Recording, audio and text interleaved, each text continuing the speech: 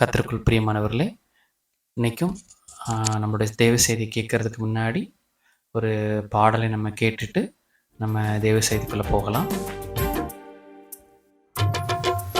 எத்தனை நன்மைகள் செய்தீரையா, அது எதற்கென்று நன்றி சொல்லி துதிப்பேனையா.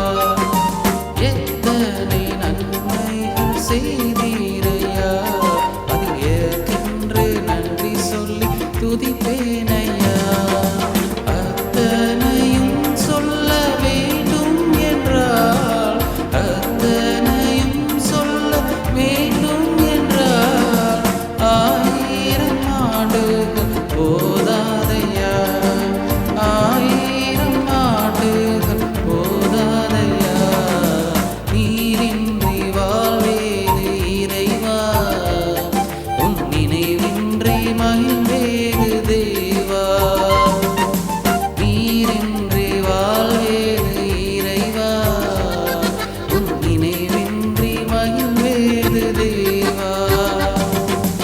உலகத்தில் 100 ஆண்டு நான் வாழ்ந்த போதும், உலகத்தில் 100 ஆண்டு நான் வாழ்ந்த போதும், இல்லத்தில் வாழும் ஒரு நாளே போதும், உன் இல்லத்தில் வாழும் ஒரு நாளே போதும்.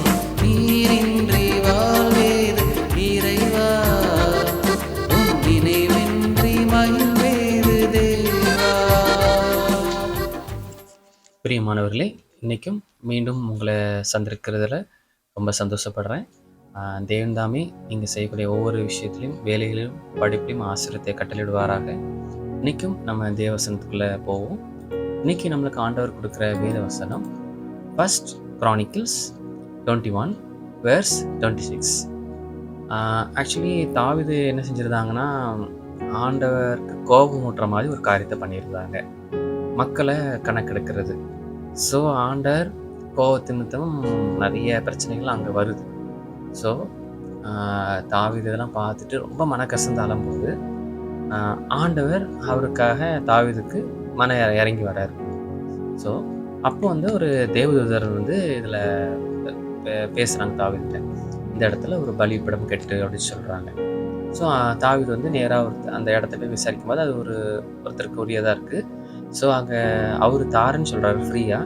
தாவீது இல்லை, நான் காசு கொடுக்குறேன், திங்ஸ் அவர் தாரன்னு சொல்கிறாரு. அதுக்கும் தாவீது இல்லை, நான் தான் எல்லாம் செய்யணும்னு சொல்லிட்டு ஆண்டவருக்கு அங்கே காணிக்கை செலுத்துகிறாரு. தாவீது நன்றி பலியில் செலுத்துகிறாரு. அதை செலுத்தும் போது ஆண்டவர் உடனே அதை அங்கீகரித்து அதை ஏற்றுக்கொள்கிறார்.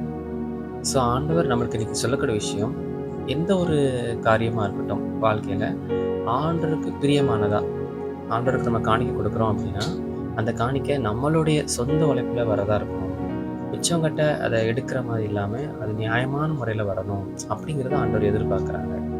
அப்படி நம்ம செய்யும்போது நம்ம காணிக்கைகள் அங்கீகரிக்கப்படுது. அதே போல் பிரியமானவர்களே, நம்ம நிறைய நேரத்தில் பாவத்தில் விடுவோம்.